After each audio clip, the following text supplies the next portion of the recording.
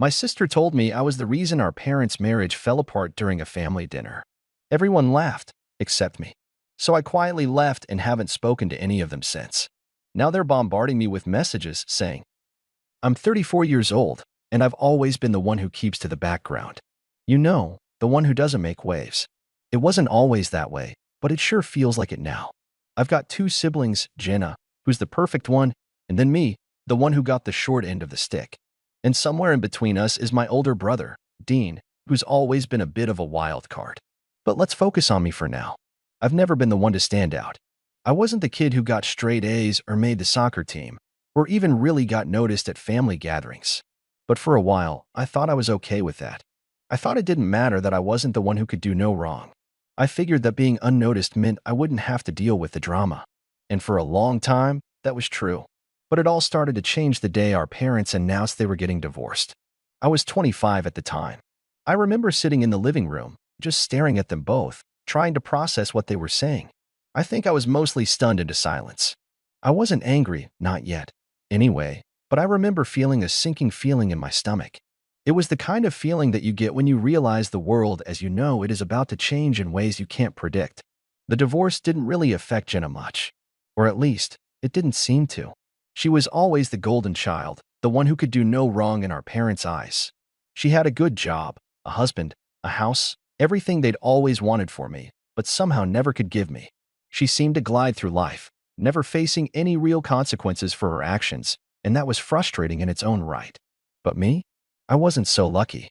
I'd always been the quieter one, the one who didn't have all the answers. I hadn't done anything wrong per se, but I'd always been the one they both seemed to take their frustration out on. Dad would get frustrated when I didn't make enough money. Mom would sigh whenever I mentioned I wasn't ready for a relationship. They both saw me as a disappointment in some ways, even if they never outright said it. And so when the divorce happened, it hit me hard. It wasn't just about the marriage falling apart.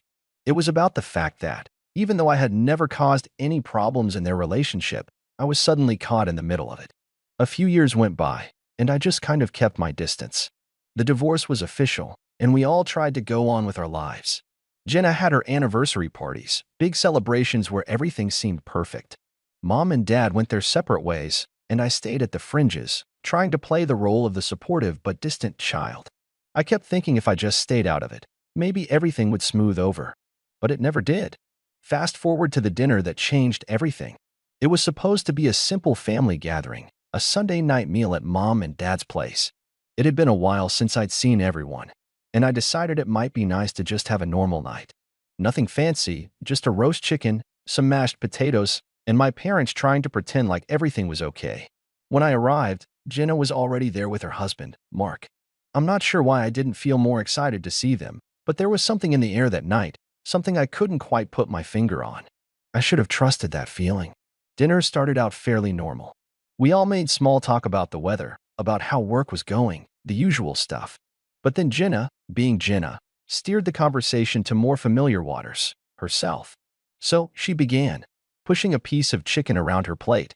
Mark and I are thinking about throwing this huge anniversary party. You know, to celebrate our 5 years together. I was telling Mom and Dad that we should really go all out.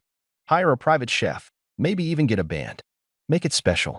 I could already tell that Dad wasn't thrilled about the idea. He's been struggling with his business for years now, and though he'd never admit it, money was tight. But Jenna's excitement seemed to blind her to that. Mom, of course, was all smiles, nodding along to whatever Jenna said. Mom had always been the type to support anything Jenna did, no matter how unreasonable.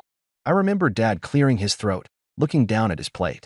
He didn't say anything, but the silence was deafening. Mom noticed it too, and her expression shifted. She started to speak up, but Jenna, in her usual way, cut her off. You know, Dad, I'm surprised you're not more excited about this. I mean, you didn't exactly do much for my wedding, Jenna said, with that look on her face, the one that says she's about to make a dig and she knows it'll hit hard. Dad stiffened, his fork paused midair. He didn't say anything, but I could see the anger flicker in his eyes. Mom shifted uncomfortably in her chair. And me? I felt that uncomfortable tension in my chest. I knew where this was headed, but I didn't know how bad it would get. Actually, Jenna continued, it's kind of funny when you think about it. You're always so quiet, so distant. It's like you couldn't care less about the family. Remember, Mom? Remember when Dad just checked out? He never really came to my graduation or anything important. And you didn't help at all when I got married. I was basically on my own. Mom opened her mouth to protest, but Jenna wasn't done. And honestly, it's like everything just started falling apart after that. I mean, after all, you're the one who never seemed to care about anything, right? She turned to me, and her tone shifted, sharp, accusatory. I think you were the one who started all of this. All of it. If you hadn't been so difficult growing up, maybe none of this would have happened. You're the reason Mom and Dad aren't together anymore. I froze. My stomach dropped. My eyes locked onto Jenna's face, and in that moment, everything felt like it was closing in on me. The world outside that dinner table felt distant and unreachable. I could feel the heat rising in my cheeks, the embarrassment flooding my system. But what hurt the most wasn't the accusation, it was the fact that no one defended me. Not Dad. Not Mom. No one. Mark, who had been sitting quietly, glanced at Jenna uncomfortably, but didn't say a word. Mom avoided my gaze, staring at the table. And Dad? He just looked down, not even acknowledging me. Jenna's words hung in the air like a thick fog, suffocating any hope of peace. She smiled, that smug, superior smile of hers, and I felt the anger rise in me like a tidal wave. I didn't respond. I couldn't. What could I say to that? That I wasn't responsible for their failed marriage? That I had nothing to do with their mistakes? Instead, I stood up. Slowly, calmly, and without saying a word, I walked out of the house. I left without a single goodbye. No explanation. I just walked out. That Sunday dinner wasn't the first time things had gotten ugly in the family, but it was definitely the first time it felt like the gloves were off. The first time I realized that it wasn't just me who had been walking on eggshells, Mom and Dad had been, too. They'd been pretending everything was fine for years, pretending to be a family when they clearly weren't. And when Jenna dropped that bomb on me, it wasn't just a blow to my ego, it was the moment I realized they'd been expecting me to be the one to fix it all, to keep the peace, even if it meant taking the blame for their failures. Since that night, the messages haven't stopped coming. Jenna's texts are the worst, to be honest. At first, it was just apologies, like I said before, but now it's starting to feel like manipulation. I didn't mean what I said. She messaged me last Tuesday, but you need to understand, our family is falling apart. You've always been the one who's hardest to deal with. If you just came back, things could get better. I'm not saying it's all your fault, but you have to see how things are. It's easier if we all just pretend it never happened. I stared at that message for a long time. Part of me was furious that she could try to twist this so easily, to make me the scapegoat. But another part of me just felt tired. Tired of fighting for a family that never really cared to fight for me in the first place. I didn't reply, but she didn't stop there. Oh no. Jenna kept texting, calling, trying to reel me back in. You can't keep doing this, you know. Mom and Dad are hurt. They miss you. If you don't come back, you're going to regret it. Don't be the reason we never get back together as a family. You're so good at pushing people away, aren't you? The last part, the comment about me pushing people away, hit like a punch in the gut. It was the same thing they always said when I tried to have boundaries or stand up for myself, Mom, Dad, and especially Jenna. You're too difficult. You make everything hard. Why can't you just be easygoing like everyone else? I couldn't believe that, after everything that had happened, she would still be blaming me. She wasn't sorry for what she said. She wasn't sorry for throwing my past mistakes in my face. She was just trying to turn me into the villain of the story, the one who could easily be discarded once everything was fixed. But it wasn't just Jenna. Mom and Dad got involved too. Mom's messages were more pleading, more desperate. She started by saying things like, I just want my family back, sweetheart, and please come home. Your father needs you. There were long pauses between the messages, as if she was waiting for me to respond, like I was the one holding the key to some magical reconciliation that would make everything right again. But it wasn't just me they wanted back. It was the version of me that they had always tried to mold into their idea of a perfect daughter, one who would smile and keep quiet, one who would absorb the blame and never fight back. And then there was Dad. His messages were less frequent, but they carried weight in a different way. He never really knew how to show affection. He never knew how to apologize either. His messages were short, more like commands than anything else.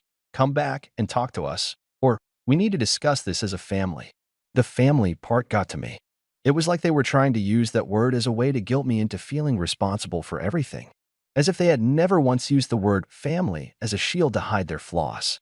I started thinking about everything, the way they handled the divorce, the way they ignored my feelings for years, the way they made me feel like I was just a bystander in my own life. And it hit me. I had been the one who held it all together for so long, never asking for anything in return. And now, when it was my turn to step back and focus on myself, they couldn't handle it. I didn't reply to any of them, but the pressure started to build. It wasn't just the messages, it was the feeling of being suffocated. I couldn't escape it. The weight of it all was everywhere, hanging over me like a dark cloud. They kept trying to reach out, using guilt, using emotional manipulation, and every time I ignored them, it felt like they were inching closer to something worse. And then, a few days ago, I received the final message from Mom. It was longer than the others. She wrote, "Sweetheart, I know you're angry, and I understand that. But you need to understand, we all have our issues. Your father and I, we're trying to figure things out. But we can't do it without you. We can't be a family again without you. And if you don't come back, you're going to regret it. Trust me, this will tear us apart for good." I read that message over and over, and for the first time, I saw what they were really trying to do. It wasn't about healing the family. It was about making me the one who had to fix everything, even if it meant sacrificing myself in the process. They weren't sorry. They weren't interested in changing. They just wanted me back in my place, the quiet, obedient daughter who would make things easier for them. And that was the breaking point. That's when I realized I couldn't go back to that version of myself. I couldn't go back to the girl who sat silently while they made excuses for their behavior, while they let Jenna walk all over me. I wasn't going to be the scapegoat anymore. The messages kept coming in, relentless and cold. Each one felt like a weight being added to my shoulders, another nudge toward guilt. But as the days passed, something inside me started to shift. I realized that no matter how hard they tried, no matter how much they guilt-tripped me into feeling like I was the problem, I wasn't going to be their emotional punching bag anymore. It was clear to me now. They wanted me to be the glue, the one who could somehow patch together their broken relationships while they continued to avoid any real responsibility for their actions. It had always been like this. The roles had been set from the beginning. Jenna was the perfect one, always achieving and never causing trouble. I was the one who got the scraps, the afterthought. And Dad and Mom? They were the authority figures who expected me to live up to their standards, but never once gave me the credit I deserved. But this time, I wasn't going to let them manipulate me into playing that part anymore.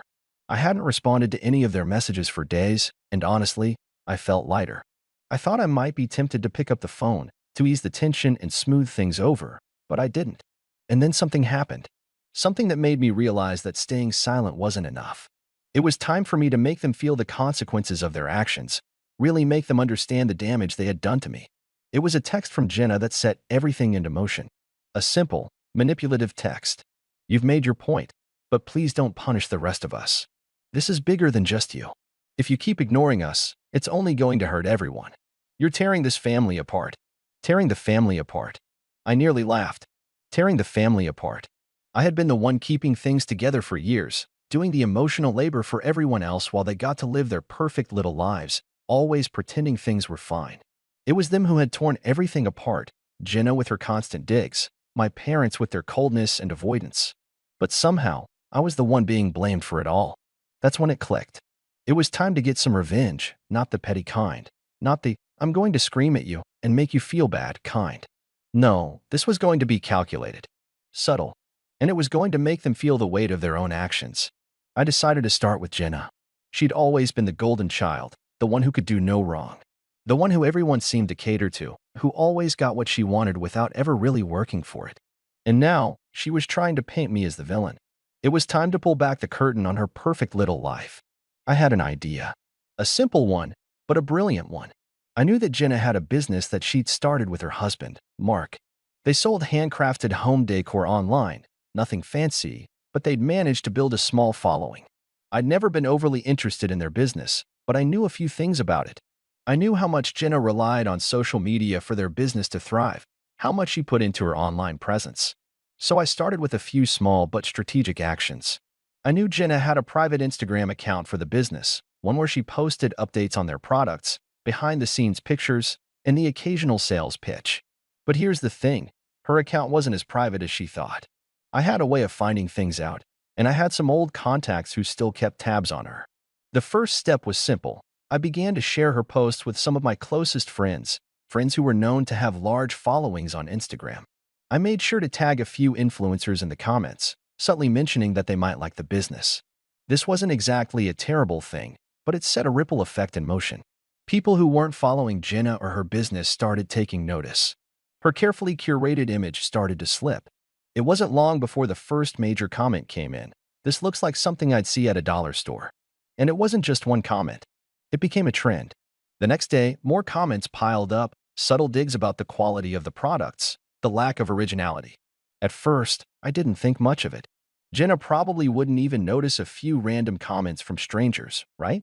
But as the days passed, it became clear she was starting to panic. The online backlash was small but growing. More and more people were commenting negatively. And with every comment, I could feel her grip on her carefully constructed world start to loosen. It wasn't enough to just do that, though. I had to make sure she really felt the consequences of her actions, not just in her business, but in the way her perfect life was perceived. So, I did something I knew would hit her hard. I reached out to one of the more influential people I knew, a former friend of hers, someone she had a falling out with years ago over something petty. They had been close once, but after a small argument, Jenna had cut her off without any explanation. I made sure to send this friend a few screenshots of Jenna's more recent text about her, painting her in the worst light possible. I didn't make up anything, but I highlighted a few of the more spiteful things Jenna had said over the years. It wasn't hard. She had always been the type to talk behind people's backs, to make sure everyone knew how perfect she was while tearing others down. I gave this friend just enough information to make Jenna's life a little more difficult. And I made sure the friend knew how to use that information at the right moment. By the time I started getting messages from mom and dad again, Jenna was on edge. She was frantic, trying to calm the situation. And it wasn't working. People started noticing her inauthenticity, the cracks in her perfect image. And every time she reached out to me for help, it was like the universe pushed her a little further into chaos. The more desperate she became, the more I could feel her unraveling. But I wasn't finished. I wasn't going to let them off the hook that easily. I turned my attention to my parents. To be honest, mom's attempts at guilt-tripping me were starting to get old. But the message that really tipped me over was the one that came last Thursday. It was long, full of regret, but with a tone of expectation. Mom wanted me to come back and fix things. She made it clear that everything was my fault. I had to be the one to fix the family, or it would be torn apart forever. It was time to hit them where it hurt. I hadn't told them about my plans, of course, but I knew something they didn't: their business. Mom had been running a small gift shop for years, something she always claimed was her passion project. It was never much, just a few knickknacks and candles she sold online, but it was her way of feeling accomplished after years of being a stay-at-home mom. I did a little digging, and I found out something interesting. Her website's SEO wasn't as good as she thought it was. She had been neglecting it for months. Her sales were dipping, but she never made the connection. So I decided to help her out by exposing the flaws in her business to some of her biggest competitors. I didn't make it obvious, of course. It wasn't about causing a huge scandal. But I knew exactly where to send a few emails, just a few suggestions about where her weaknesses were, how her online presence could be improved. I made sure that these competitors took notice. Subtle, but enough to make her realize that her lack of attention to her own business was going to cost her. After that, things really escalated quickly. Jenna's business took a nosedive. She tried everything she could think of to salvage her online reputation, but it was too late. The negativity surrounding her brand had become a trend, and there was no way to stop it. Customers began returning items, and her social media following started dwindling. It didn't take long for Mark, her husband, to start questioning everything. He'd always supported her business blindly, but now he was beginning to realize how fragile everything had been. Jenna couldn't hide behind her perfect image anymore, and the cracks began to show. I could hear the tension in her voice when she finally called me. It had been a week since the last text, and this time, she didn't ask for a reconciliation. She didn't even try to manipulate me into feeling guilty. It was different. She was angry, raw. "Why are you doing this? Why are you trying to ruin everything?" Jenna asked, her voice shaky but cutting. "You're the reason everything's falling apart. I didn't deserve this. You've been silent for days, and now I know why. This is all your fault." I stayed silent for a moment, letting the words sink in. The old me might have apologized, might have tried to smooth things over. But not now. Not anymore. I'd had enough of being the one who carried the weight of the family's problems, the one who fixed everything for everyone else. "Jenna," I said, my voice calm but firm.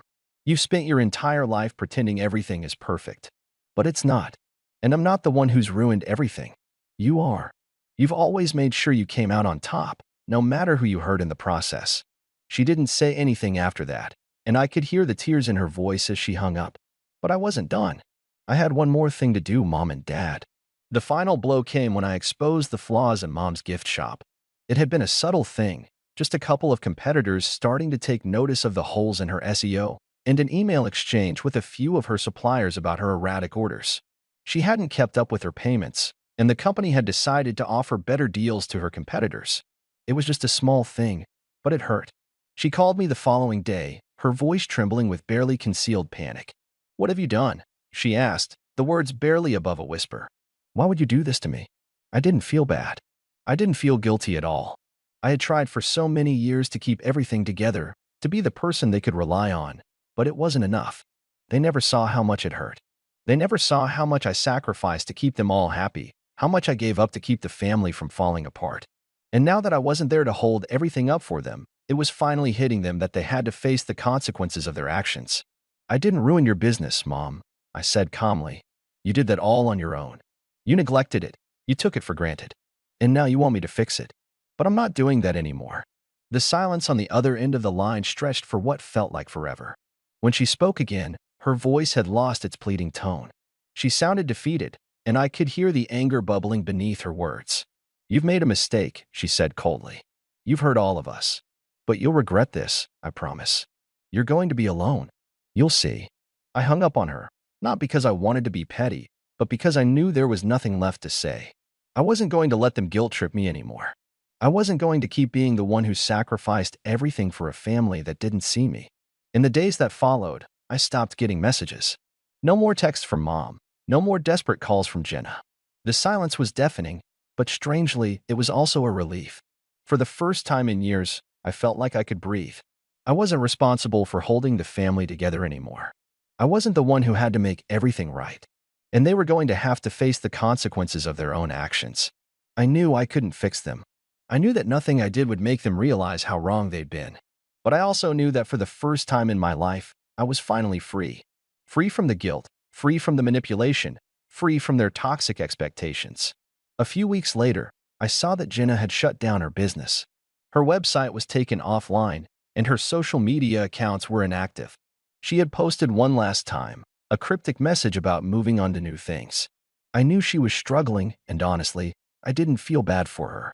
I had given her plenty of chances to be real with me, to apologize, to acknowledge her role in everything that had happened.